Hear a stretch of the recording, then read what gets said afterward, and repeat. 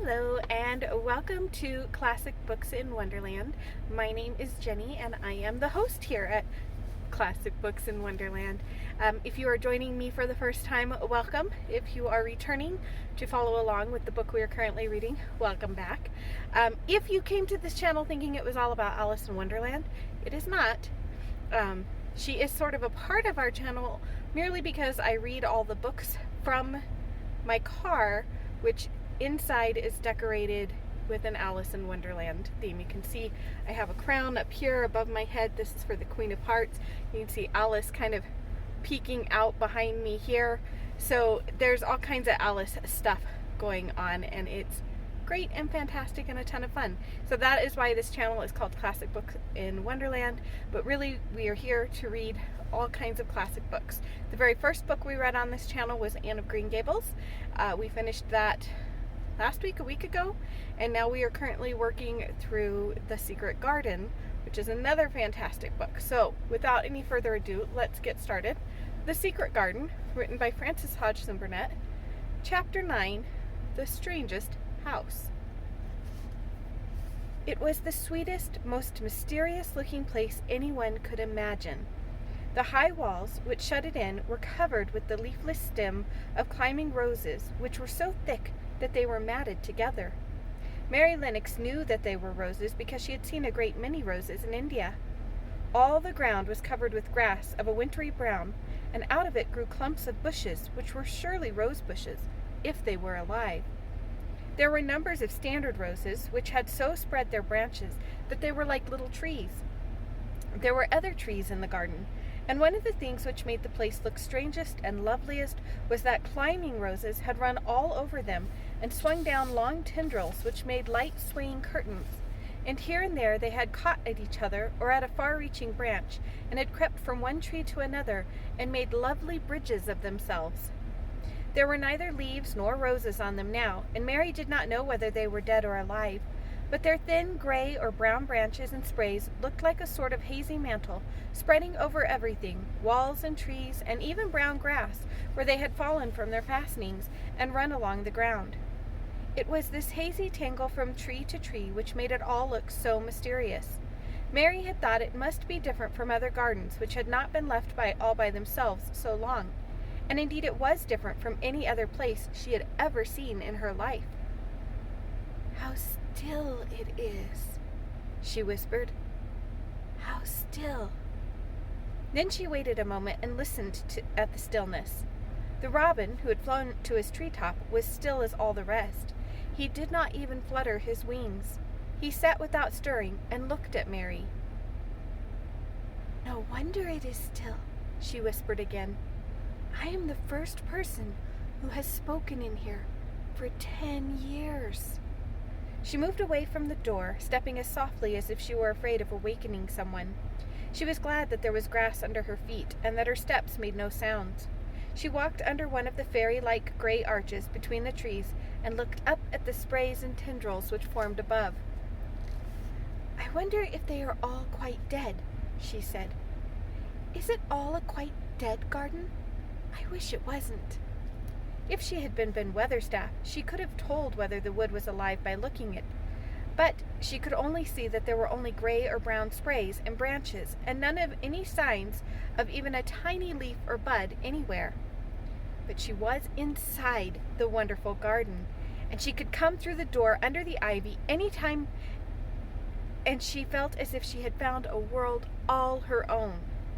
The sun was shining inside the four walls, and the high arch of blue sky over this particular piece of Misselthwaite seemed even more brilliant and soft than it was over the moor. The robin flew down from his treetop and hopped about, or flew after her from one bush to another. He chirped a good deal, and had a very busy air, as if he were showing her things.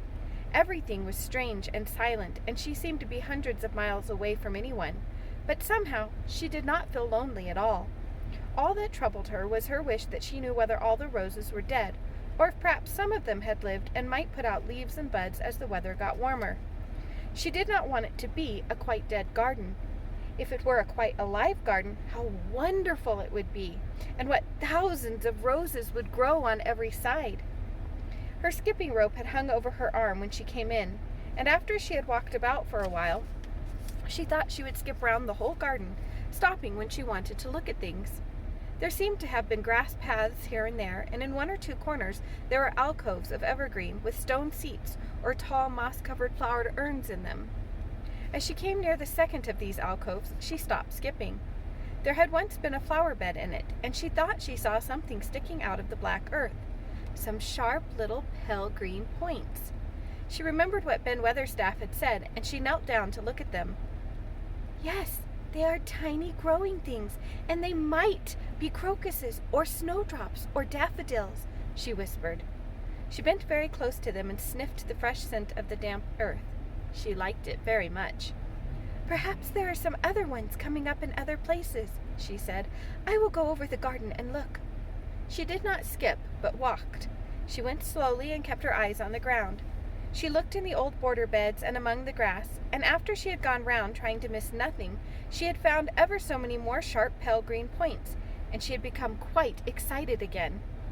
It isn't quite a dead garden, she cried out softly to herself.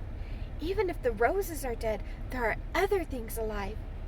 She did not know anything about gardening, but the grass seemed so thick in some places where the green points were pushing their way through that she thought they did not seem to have room enough to grow. She searched about until she found a rather sharp piece of wood and knelt down and dug and weeded out the weeds and grass until she made nice little clear places around them. Now they look as if they could breathe, she said, after she had finished with the first ones. I am going to do ever so many more. I'll do all I can see. If I haven't time today, I can come back tomorrow. She went from place to place and dug and weeded and enjoyed herself so immensely that she was led on from bed to bed and into the grass under the trees. The exercise made her so warm that first she threw off her coat and then her hat, and without knowing it she was smiling down onto the grass and the pale green points all the time. The robin was tremendously busy. He was very much pleased to see gardening begun on his own estate. He had often wondered at Ben Weatherstaff. Where gardening is done, all sorts of delightful things to eat are turned up with the soil. Now here was this new kind of creature who was not half Ben's size, and yet had had the sense to come into his garden and begin at once. Mistress Mary worked in her garden until it was time to go to her midday dinner. In fact, she was rather late in remembering, and when she put on her coat and hat and picked up her skipping rope, she could not believe that she had been working 2 or 3 hours.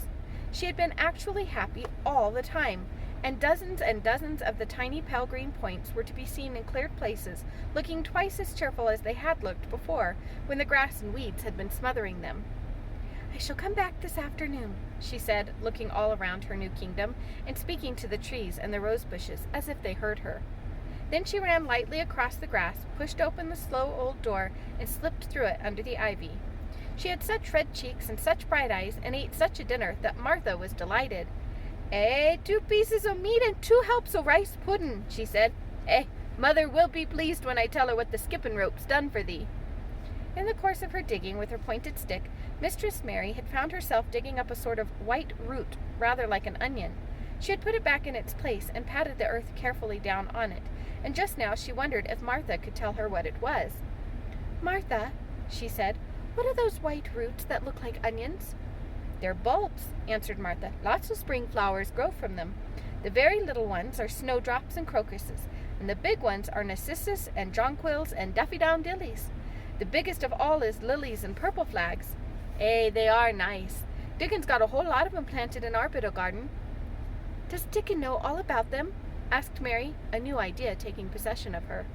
Our Dickon can make a flower grow out of a brick wall. Mother says he just whispers things out of the ground. Do bulbs live a long time? Would they live years and years if no one helped them? Inquired Mary anxiously.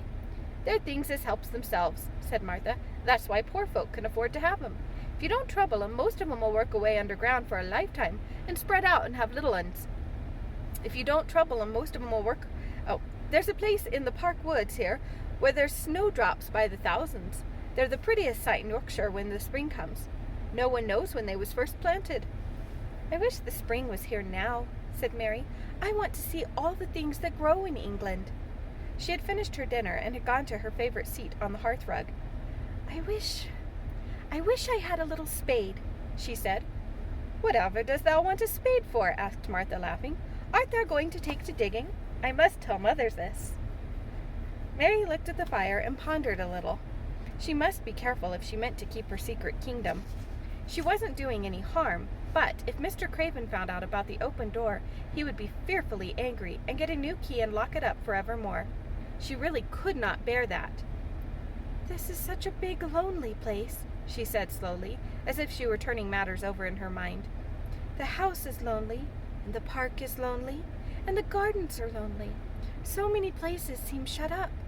I never did many things in India, but there were more people to look at, natives and soldiers marching by, and sometimes bands playing, and my ayah told me stories.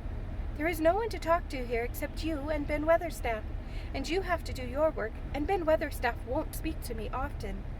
I thought if I had a little spade, I could dig somewhere as he does, and I might make a little garden if he would give me some seeds."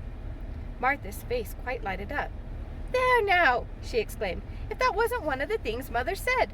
She says there's such a lot of room on that big place, why don't they give her a bit for herself? Even if she doesn't plant nothing but parsley and radishes, she'd dig and rake away and be right down happy over it. Them was her very words," she said. "Were they?" said Mary. "How many things she knows, doesn't she?" "Eh," said Martha, "it's like she says, a woman as brings up 12 children learns something beside her ABC. Children's as good as arithmetic to set you finding out things." "How much would a spade cost, a little one?" asked Mary. "Well," said Martha's reflective answer, "at Thwaite village there's a shop or so, and I saw a little garden set with a spade and a rake and a fork all tied together for 2 shillings, and they was stout enough to work with too." "I've got more than that in my purse," said Mary. "Mrs. Morrison gave me 5 shillings, and Mrs. Medlock gave me some money for Mr. Craven." "Did he remember thee that much?" exclaimed Martha. "Mrs. Medlock said I was to have a shilling a week to spend.